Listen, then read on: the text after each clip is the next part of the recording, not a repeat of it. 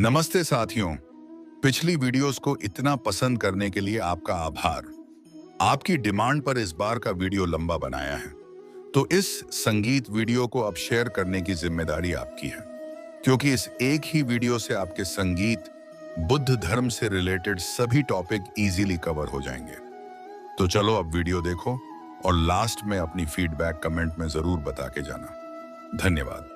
क्या आपने कभी संगीत सोचा है, एक राजकुमार जिसने सब कुछ छोड़ा, राज वैभव सुख सुविधाएं, और निकला उस सवाल का जवाब ढूंढने जिसका जवाब आज भी इंसान तलाश रहा है? दुख क्यों है? वो राजकुमार थे सिद्धार्थ गौतम, जो आगे चलकर बने भगवान बुद्ध, जिनकी सोच ने न केवल भारत बल्कि पूरी दुनिया की दिशा बदल दी। इस वीडियो संगीत में हम आपको ले चलेंगे उस दौर में जहां से शुरू हुई थी एक आध्यात्मिक क्रांति, जहां से निकला था मध्य मार्ग, जो आज भी जीवन के ही हर मोड़ पर हमें राह दिखाता है। तैयार रहिए, क्योंकि अगली कुछ ही पलों में आप स्वयं संगीत बुद्ध के युग में पहुंचने वाले हैं। ओम मणि पद्म हूं, ओम मणि पद्म हूं, ओम मणि पद्म हूं, ओम मणि पद्म पता। संगीत हूं कहानी शुरू होती है लुम्बिनी नामक एक छोटे से बाग में, जहां महारानी माया देवी संगीत अपने मायके जा रही थी। वहीं एक शांत सुबह लगभग 563 संगीत ईसा पूर्व सिद्धार्थ गौतम का जन्म हुआ। कहा जाता है जैसे ही उनका जन्म हुआ, धरती पर एक अद्भुत प्रकाश फैल गया, मानो प्रकृति खुद कह रही हो, आज कोई असाधारण आत्मा आई है। मैं हूं राजा शुद्धोधन। यह पल मेरे लिए गर्व का है, क्योंकि शाक्य वंश को एक उत्तराधिकारी मिल गया है। लेकिन शायद किसी को पता नहीं था कि यह बालक एक दिन राजा नहीं बल्कि धर्म का मार्गदर्शक बनेगा। सिद्धार्थ बड़े हुए तो उनका हृदय करुणा से भर गया। उन्होंने देखा कोई बूढ़ा है, कोई बीमार है, कोई मर रहा है। संगीत और एक साधु जो सब छोड़कर शांति में लीन है, यही चार दृश्य बन गए उनके जीवन का मोड़। इन चार दृश्यों को कहा जाता है अम्नि संगीत। चार दृष्टियां, फोर साइड्स। इन्हीं ने सिद्धार्थ को संसार के दुहक संगीत का बोध कराया। यह संसार तो दुखों से भरा है, मगर यह दुखों का कारण क्या है? एक रात 29 वर्ष की आयु में जब पूरा राजमहल सो रहा था, सिद्धार्थ अपने रथ पर सवार हुए और पीछे छोड़ दिया राज सुख वैभव, यहां तक कि अपने पुत्र राहुल और पत्नी यशोधरा को भी। उस क्षण उन्होंने सिर्फ एक निर्णय संगीत लिया। सत्य की खोज वो क्षण था। गृह त्याग का इस घटना को ही महाभिनिष्क्रमण संगीत कहते हैं, जो आगे चलकर पूरी मानवता के लिए ज्ञान का आरंभ बन गया। गृहवायाई संगीत त्याग के बाद सिद्धार्थ ने अपना जीवन पूरी तरह सत्य की खोज में समर्पित कर दिया। उन्होंने सबसे संगीत पहले कई आचार्यों से ज्ञान प्राप्त करने की कोशिश की, जैसे आलार कालाम और उद्रक रामपुत्र, पर उन्हें महसूस हुआ कि केवल विद्या से सत्य नहीं मिलता। इसके बाद उन्होंने अपनाया कठोर तपस्या का मार्ग। वर्षों तक उन्होंने अन्न जल संगीत तक त्याग दिया, यहां तक कि शरीर अस्थियों का ढांचा बन गया। लेकिन फिर उन्होंने समझा, अत्यधिक भोग और अत्यधिक त्याग दोनों ही रास्ते अधूरे हैं। इसी अनुभव के बाद संगीत उन्होंने अपनाया मध्यम मार्ग, मिडिल पाथ, जो बौद्ध दर्शन का केंद्रीय सिद्धांत है। और फिर एक दिन वे पहुंचे उर्ववेला नामक स्थान संगीत पर, जहां एक विशाल पीपल वृक्ष के नीचे उन्होंने ध्यान लगाया। वही स्थान आगे त्यारने संगीत चलकर कहलाया बोध गया, और वही वृक्ष कहलाया बोधि वृक्ष। कई रातों तक संगीत ध्यान में लीन रहने के बाद 35 वर्ष की आयु में पूर्णिमा की रात सिद्धार्थ ने बोध प्राप्त किया। अब वे केवल संगीत सिद्धार्थ नहीं रहे, वे बन गए बुद्ध, अर्थात जागृत व्यक्ति। ज्ञान प्राप्ति के बाद बुद्ध ने जाना, जीवन का दुख संगीत केवल तब समाप्त हो सकता है जब इंसान अपने भीतर की आसक्ति यानी कि अटैचमेंट और अज्ञान यानी कि इग्नोरेंस को समाप्त कर दे। इसी से उत्पन्न हुई उनकी सबसे महान शिक्षा, चार आर्य सत्य, 4 नोबल ट्रुथ्स। पहला सत्य है दुख, यानी जन्म, बुढ़ापा, रोग और मृत्यु सभी दुखों के रूप हैं। दूसरा संगीत है दुख के कारण का आर्य सत्य, यानी तृष्णा। तीसरा दुख के निरोध का आर्य सत्यम, यानी इच्छाओं के समाप्त होने पर दुख का अंत हो जाता है। चौथा है दुख निरोधगामिनी प्रतिपदा का आर्य सत्य, यानी दुख को समाप्त करने का मार्ग, जो अष्टांगिक मार्ग है। एट फोल्ड पाथ, ये उन्होंने पहली बार सारनाथ में बताया था, जिसे कहा जाता है संगीत धर्म चक्र प्रवर्तन, turning of the wheel of dharma. Buddha ने कहा था जैसे वीणा की तार ना बहुत कसनी चाहिए ना बहुत ढीली, वैसे ही जीवन संगीत में संतुलन जरूरी है। यही संतुलन कहलाता है मध्यम मार्ग, मिडिल पाथ संगीत, और इसे जीने का तरीका बताया गया अष्टांगिक मार्ग। यह मार्ग जीवन के 8 ऐसे हिस्सों को जोड़ता है जो संगीत मिलकर इंसान को दुख से मुक्त करते हैं और आत्मज्ञान की ओर ले जाते हैं। संगीत पहला मार्ग है सम्यक दृष्टि 1। इसका अर्थ है संगीत चीजों को सही दृष्टिकोण से देखना। दूसरा मार्ग है सम्यक संकल्प। इसका अर्थ है सही विचार, संगीत और सही इरादे रखना, क्रोध, घृणा और लालसा से दूर रहना। तीसरा है सम्यक वचन, संगीत यानी सच्चे, कोमल और उपयोगी शब्द बोलना, झूठ, चुगली या कटु भाषा से बचना। चौथा है सम्यक कर्म, जिसका अर्थ है हिंसा, चोरी, झूठ और अनैतिक आचरण से दूर रहना, किसी को पीड़ा न पहुंचाना। पांचवा है सम्यक आजीविका, यानी अपनी जीविका ऐसे साधनों से कमाना जो दूसरों को नुकसान ना पहुंचाएं। छठा है सम्यक प्रयास संगीत, यानी अपने मन से बुरे विचारों को हटाने और अच्छे विचारों को बढ़ाने का सतत प्रयास करना। सातवां है सम्यक स्मृति, यानी संगीत अपने विचारों, भावनाओं और क्रियाओं के प्रति जागरूक रहना, हर क्षण सचेत रहना। आखिरी है सम्यक समाधि, यानी मन को एकाग्र करके गहरी ध्यान अवस्था में पहुंचना। संगीत जहां से वास्तविक शांति मिलती है। ज्ञान प्राप्त करने के बाद बुद्ध का जीवन ठहर नहीं गया। अब उनके भीतर एक ही उद्देश्य था, जिस सत्य को मैंने जाना संगीत है वह हर इंसान तक पहुंचना चाहिए। पहला उपदेश सारनाथ में 5 भिक्षुओं को दिया गया। यहां से संगीत संघ की स्थापना भी हुई। वह उपदेश केवल शब्द नहीं था, वह एक आंदोलन की शुरुआत थी, ज्ञान, करुणा और संयम का आंदोलन। बुद्ध ने अपने अनुयायियों को सिखाया, संगीत धर्म को मत मानो बल्कि इसे समझो। ईश्वर की पूजा से नहीं, सत्य की खोज, संगीत से मुक्ति मिलती है। धीरे धीरे उनके चारों ओर बनने लगा एक समाज जहां कोई जाति संगीत नहीं थी, ना ऊंच नीच, ना अमीरी गरीबी। यह था संघ जहां हर व्यक्ति भिक्षु या भिक्षुणी बनकर संगीत, समता, करुणा और अनुशासन का पालन करता था। समय 2 प्रमुख शाखाएं संगीत थीं। पहला भिक्षु संघ मंक कम्युनिटी, दूसरा भिक्षुणी संघ नन्स कम्युनिटी। संघ के अनुशासन और बुद्ध की शिक्षाओं ने जल्द ही भारत से लेकर श्रीलंका, नेपाल, बर्मा, चीन और जापान तक अपनी छाप छोड़ दी। यह था धम्म का प्रसार जो सीमाओं से परे था। समय बीता। बुद्ध ने करीब 45 वर्षों तक उपदेश यात्राएं की। राजगृह, वैशाली, श्रावस्ती, कौशाम्बी और पाटलिपुत्र तक हर जगह उन्होंने लोगों को एक ही संदेश दिया, अहिंसा, करुणा और आत्म जागरण। और फिर आया अंतिम पड़ाव। आयु थी 80 वर्ष। कुशीनगर, उत्तर प्रदेश में, जहां बुद्ध ने अपनी अंतिम रात बिताई। शांति से लेटे हुए उन्होंने कहा, अब दीपो भव, यानी सभी संयम से जियो और अपने प्रकाश स्वयं बनो। इसके बाद वे गहरी ध्यान अवस्था में लीन हुए और प्राप्त मिलन संगीत किया परिनिर्वाण। बौद्ध धर्म के विभिन्न संगीत संप्रदाय धीरे धीरे समय बीतता गया। बुद्ध के परिनिर्वाण के बाद उनके अनुयायी पूरी लगन से धम्म के संगीत प्रचार में लग गए। लेकिन जैसे जैसे पीढ़ियां बदली, शिक्षाओं की व्याख्या में अंतर आने लगा। यही अंतर आगे चलकर बौद्ध संगीत धर्म के विभिन्न संप्रदायों सेक्स में बदल गया। पहला ही न्यान संगीत, द लेसर व्हीकल, यह वह मार्ग था जहां मुक्ति को संगीत व्यक्ति का निजी प्रयास माना गया। मुक्ति केवल कठोर तप, ध्यान और संगीत संयम से ही मिल सकती है।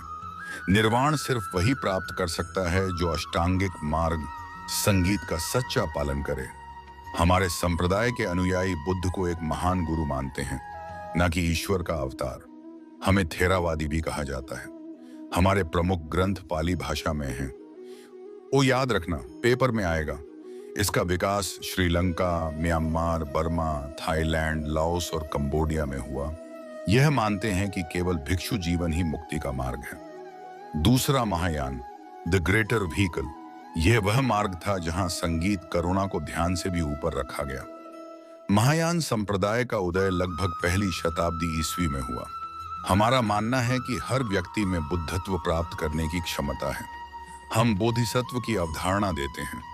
बोधिसत्व का मतलब वो व्यक्ति जो स्वयं निर्वाण प्राप्त करने के बाद भी दूसरों की मुक्ति के लिए संसार में बने रहते हैं। महायान संप्रदाय का प्रसार भारत, चीन, जापान, कोरिया और तिब्बत में हुआ। इसके अनुयायियों ने बुद्ध को देवत्व, गॉड लाइक फिगर, संगीत का दर्जा दिया। इसके प्रमुख ग्रंथ संस्कृत भाषा में हैं। प्रमुख महायान संगीत केंद्र नालंदा और विक्रमशिला विश्वविद्यालय। तीसरा वज्रयान, द डायमंड व्हीकल, यह मार्ग था ध्यान, तंत्र और मंत्र का संगम। वज्रयान बौद्ध धर्म की वह शाखा है जो महायान से विकसित हुई। इसमें साधना के साथ मंत्र और यंत्र यंत्र, तंत्र और संगीत ध्यान का प्रयोग किया जाता था ताकि तेजी से ज्ञान प्राप्त किया जा सके। हमारे प्रमुख देवी देवता तारादि, मंजूश्री और अवलोकतेश्वर हैं। हमारे साधक को तांत्रिक, बौद्ध या वज्रचारी कहा जाता है। वज्रयान की उत्पत्ति भारत के बंगाल और बिहार क्षेत्रों में हुई। इसका प्रसार तिब्बत, नेपाल और भूटान में हुआ। प्रमुख बौद्ध ग्रंथ संगीत।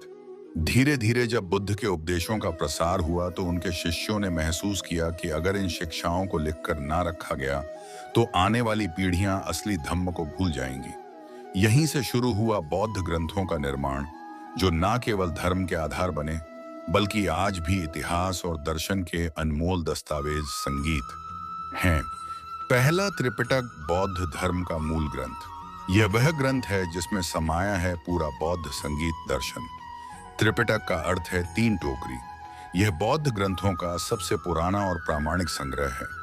त्रिपिटक के 3 भाग हैं, विनय पिटक का, सूत पिटक, अभिधम्म पिटक। विनय पिटक में संघ के नियम, भिक्षुओं के आचरण और अनुशासन की बातें हैं, और सूत पिटक में स्वयं गौतम बुद्ध के उपदेश शामिल हैं। यह भाग सबसे विशाल है। अभिधम्म पिटक एक दार्शनिक ग्रंथ है जिसमें बुद्ध की शिक्षाओं की गहराई और विश्लेषण है। इसमें मानसिक अवस्थाओं और मनोविज्ञान से जुड़े सिद्धांत हैं। यह पाली भाषा संगीत में लिखा हुआ है। साथियों, यह दूसरा ग्रंथ है ललित विस्तर सूत्र संगीत। यह महायान बौद्ध संप्रदाय का ग्रंथ है जो संस्कृत भाषा में रचा संगीत गया। इसमें बुद्ध के चमत्कार, करुणा और जीवन यात्रा का सुंदर वर्णन है। इसका पेपर में डायरेक्ट सवाल आता है कि यह किस संप्रदाय से रिलेटेड है। तीसरा ग्रंथ मिलिंद पन्हो। जब यूनानी राजा मिलिंद ने बौद्ध भिक्षु नागसेन से प्रश्न किया तो वही प्रश्न बन गए। मिलिंद पन्हो यह एक प्रश्नोत्तर ग्रंथ है जिसमें राजा मिलिंद और भिक्षु नागसेन के बीच दर्शन और जीवन पर चर्चा है। संगीत, यह पाली भाषा में लिखा हुआ है। यह ग्रंथ है महावंश और दीपवंश। यह ग्रंथ श्रीलंका के बौद्ध इतिहास के साक्षी हैं। दोनों ग्रंथ पाली भाषा में हैं। इनमें श्रीलंका में बौद्ध धर्म के आगमन, राजाओं के शासन और संघ की प्रगति का विवरण है। आगे चलकर बौद्ध धर्म के विकास, संगीत के साथ कई अन्य ग्रंथ भी बने, जैसे बोधिसत्व चर्यावतार शांतिदेव द्वारा ऐतमद संगीत, जो करुणा और बोधिसत्व के जीवन पर आधारित है। इन ग्रंथों ने बौद्ध दर्शन को वैश्विक रूप दिया। बौद्ध परिषदें, समय बीतता, संगीत गया। बुद्ध के परिनिर्वाण के बाद उनके अनुयायी जगह जगह संगीत फैल गए। धर्म का प्रसार तो हुआ, लेकिन शिक्षाओं की व्याख्या में मतभेद भी बढ़ने लगे। तभी यह महसूस हुआ कि अगर बुद्ध की वाणी को शुद्ध रूप में सुरक्षित रखना है तो संगीत एक सभा बुलानी होगी। और वहीं से शुरू हुई बौद्ध परिषदों की परंपरा। प्रथम बौद्ध परिषद, साथियों, मैं हूं महाकश्यप, इस पहली बौद्ध परिषद का अध्यक्ष। इस परिषद को संरक्षण राज्य अजात शत्रु ने दिया है। इस परिषद का मुख्य उद्देश्य बुद्ध के उपदेशों और अनुशासन यानी विनय का संकलन करना है। साधु यह परिषद 483 ईसा पूर्व में राजगृह की सप्तपर्णी गुफा में चल रही है। इसमें हम त्रिपिटक लिख रहे हैं। द्वितीय बौद्ध परिषद, सेकंड बुद्धिस्ट काउंसिल। साथियों, मैं हूं दूसरी परिषद का अध्यक्ष सभाकामी। हम हैं वैशाली में और यह समय है 383 ईसा पूर्व का। यह परिषद राजा कालाशोक और संगीत के संरक्षण में हो रही है। इसका मुख्य उद्देश्य भिक्षुओं द्वारा अनुशासन भंग से उत्पन्न संगीत गवाती दुकान आपकी विवादों को सुलझाना है। परिणाम संघ दो भागों में बंट गया।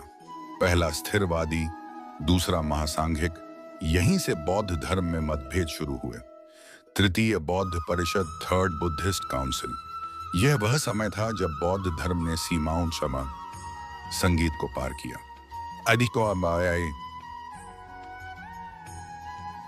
मोगलीपुथु। यह परिषद सम्राट अशोक के संरक्षण में 250 ईसा पूर्व में हो रही है।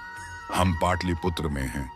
इसका उद्देश्य संघ से विधर्मी तत्वों को हटाना और सच्चे धम्म का प्रचार करना है।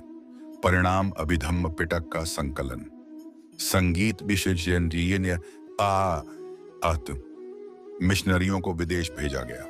श्रीलंका, म्यांमार, मिस्र, ग्रीस आदि। संगीत। अशोक ने बौद्ध धर्म को विश्व धर्म बनाया।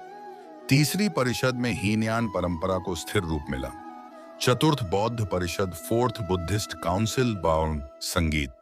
यह परिषद दो जगह हुई, एक श्रीलंका में और एक कश्मीर में।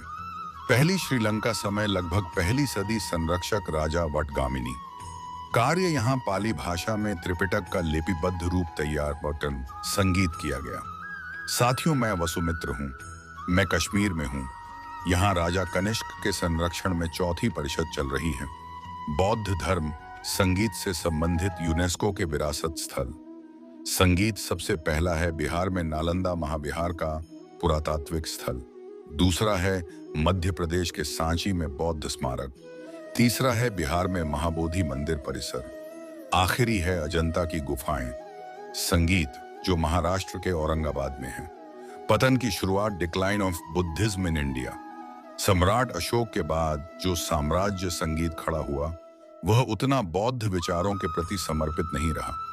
संगीत राजनीति ने धर्म को पीछे छोड़ दिया और बौद्ध संघ की एकता टूटने लगी। पतन के कुछ मुख्य कारण हैं, जैसे बौद्ध संघों का भ्रष्टाचार, मठों में विलासिता, संगीत का बढ़ना, भिक्षु ज्ञान के बजाय दान और संपत्ति में उलझने लगे। पतन का बड़ा कारण संघ का विभाजन भी था। विचारों की एकता खोल में तो कम संगीत गई थी। बौद्ध धर्म कई संप्रदायों में बांट गया, जैसे हीनयान, अह्यान, महायान, महायान, द्वानिशमयी, आबहन, थाशयन, वज्रयान, थेरवाद, संगीत आदि। हिंदू धर्म का पुनरुत्थान भी होने लगा था। गुप्त काल में वैदिक धर्म और भक्ति आंदोलन ने पुण्य बल पकड़ा। बुद्ध को विष्णु का अवतार मान लिया गया, जिससे बौद्ध धर्म की स्वतंत्र पहचान कमजोर पड़ी। 12वीं शताब्दी में तुर्क आक्रमणों के दौरान नालंदा, विक्रमशिला और औदंतपुरी विश्वविद्यालय जला दिए गए।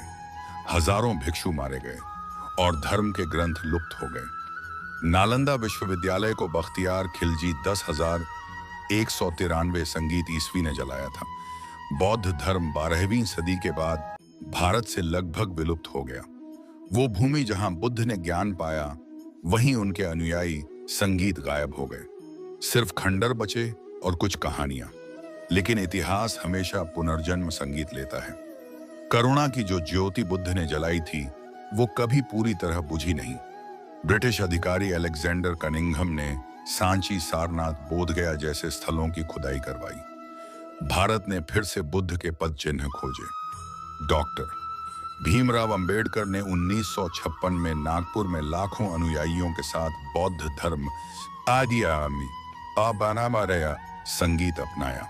इसे नवयान आंदोलन कहा गया।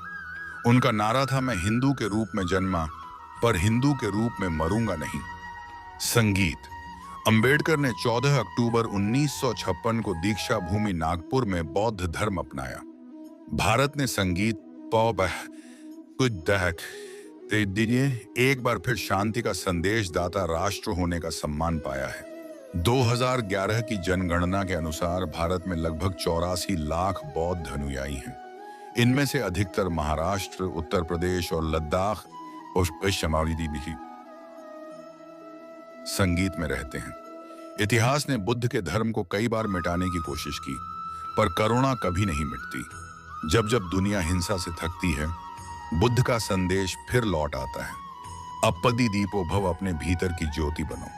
आज भारत फिर उसी ज्योति को आगे बढ़ा रहा है और शायद संगीत यही पुनर्जन्म है बौद्ध धर्म का। तो साथियों, यह वीडियो आपको कैसा लगा? उम्मीद है यहां तक वीडियो देखा है तो दिलचस्प तो लगा होगा। अब जल्दी से एक अच्छा सा कमेंट कर दो और वीडियो को अपने मित्रों से शेयर कर दो। मिलते हैं अगली वीडियो में। धन्यवाद।